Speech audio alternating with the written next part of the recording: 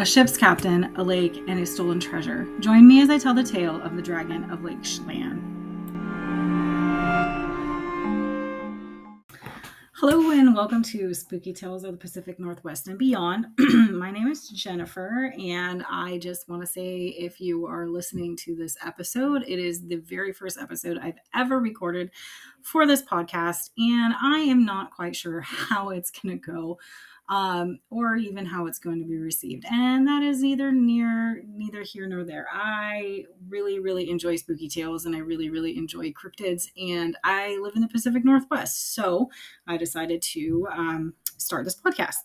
Anyway, so today we're going to be talking a little bit about the Dragon of Lake Chelan. I have lived in Washington State pretty much my entire life, and I have never heard of this particular cryptid before I started, doing the research for this episode.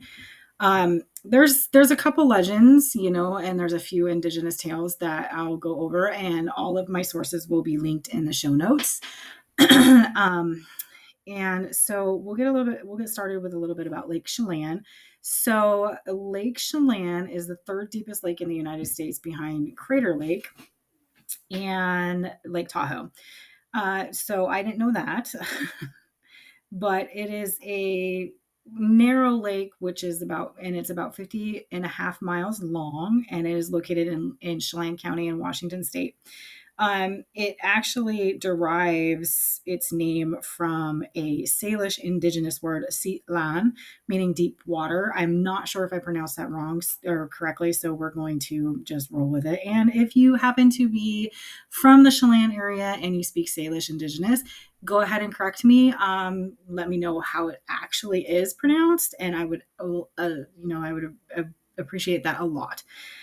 So the first legend that we have for this cryptid it comes from a tale about a stolen treasure from Fort Augustus, which is located in Scotland. It was stolen by a captain who then started sailing across the ocean towards the United States in 1812.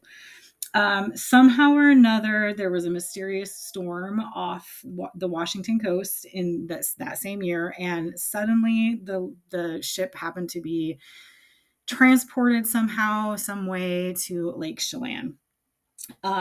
When the captain and the crew learned about the contents of the chest that had been placed aboard their vessel, this ship started to sink. So the captain tried to save the chest, but started sinking along with it. And apparently, unbeknownst to the captain and crew, there were two mysterious stowaways. I don't understand how you would manage to miss a couple of stowaways, but they turned into mermaids. And one of them happened to save the captain, and the other one took the egg all the way to the bottom of the lake, where it apparently hatched into a dragon that now makes its home in Lake Chelan. The next sighting of the creature was in 1892, when it actually attacked a man bathing in the lake.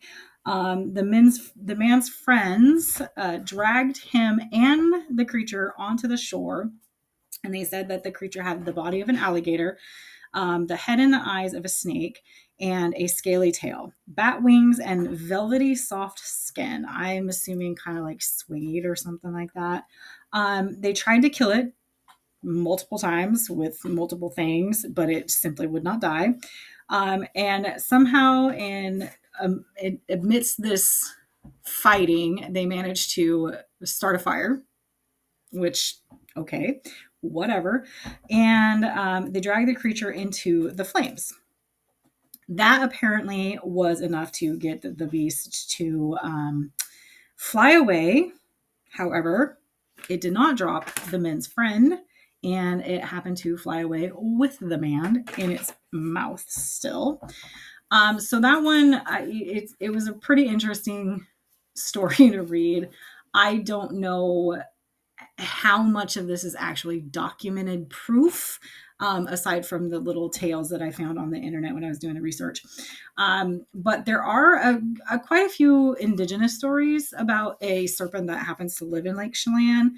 There are tales and legends about a good spirit that tried to help the people when a bad serpent spirit was kind of being a dick and killing everything around, the lake and stuff like that, and making it really hard for the people to survive.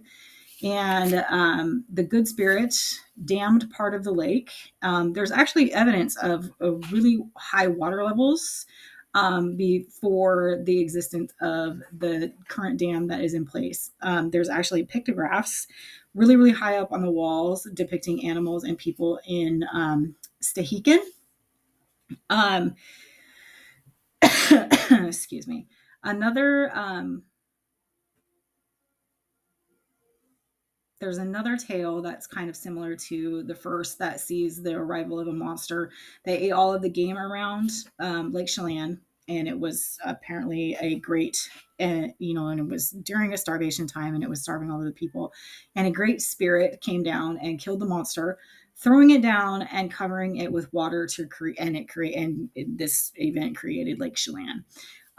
There's been a few other things that have happened in the Lake Chelan in particular, involving seeing a creature in the water. Apparently in 1945, there was a school bus crash. And the driver and unfortunately 15 or 20 students were killed in this crash. And when divers went down to locate the wreckage and see if they can retrieve any bodies, there are stories and rumors that say that the divers encountered a fish larger than any man they knew, and most of the divers refused to go back in the water. I mean, I really wouldn't blame them if I found something like that. They there's a lot of different stories that have to do with this particular dragon of Lake Chelan. Like I said, I've lived in Washington State pretty much my whole life, and this was the very first time I'd ever come across the stories about it. So it was pretty interesting to read. I particularly like the indigenous tales. That they made it a little bit, making it more sense, I guess. There is one thing that could be attributed to this, these sightings of this monster of or snake or whatever it is.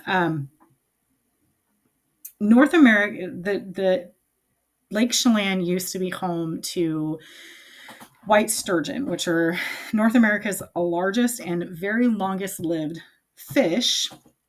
The damming of the lake did make it a little bit impossible for the fish to migrate, so there really hasn't been any sightings of fish in Lake Chelan, at these particular fish in Lake Chelan recently. But sturgeon can reach lengths of 19 or 20 feet and can weigh close to 2,000 pounds. They are incredibly long lived, and have been some studies that suggest that they live in excess of 100 years. So, I mean, it could be feasible that maybe, like in particular, this attack that happened in 1892 could have very well been a sturgeon. Like maybe it just got hungry and decided that the guy bathing in the lake was going to be the perfect meal. I don't know where the wings or where the wings came from, but it is what it is. Because I mean, like if you ever look at a sturgeon, they do kind of look, they kind of look like the description of the attack in 1892. They're very long bodied, and they kind of have like ridges and bumps that kind of resemble an alligator's. Their head and their facial features are kind of elongated, and they do kind of resemble a snake. Besides the whole like wings coming into play, it could be possible that it was a sturgeon that just kind of decided the guy might have been a really good meal. Who knows? But Lake Chelan was actually also featured in Animal Planet's Mysterious Creatures with the host and wildlife biologist Forrest Galante.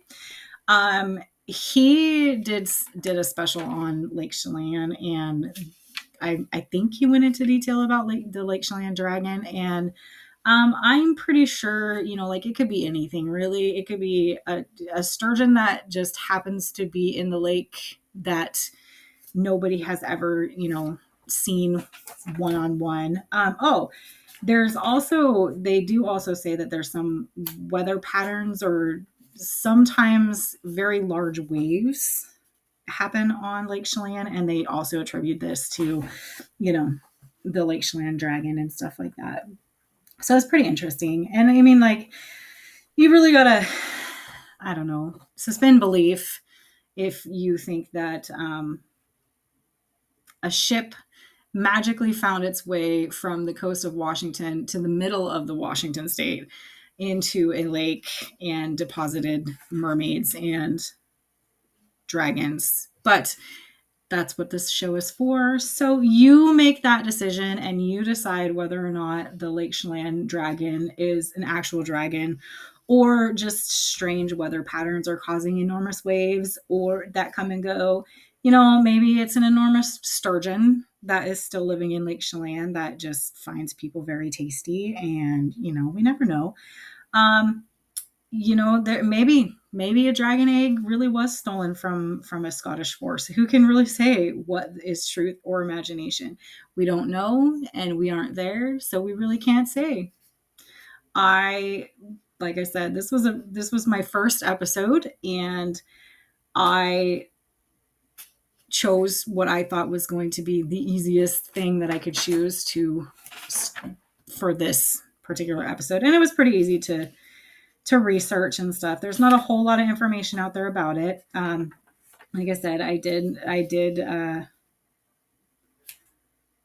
link the sources in the show notes. One of the sources in particular was actually pretty interesting. It was the Thunderbird blog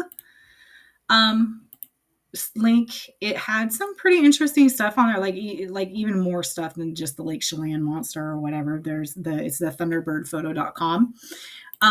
They had some other stories about other things, and it was pretty interesting. So, you be the judge. One of these days, maybe you'll come out to Lake Chelan and you will see this mysterious monster. But for now, thank you for listening, and welcome to this interesting podcast. Thanks. Come again.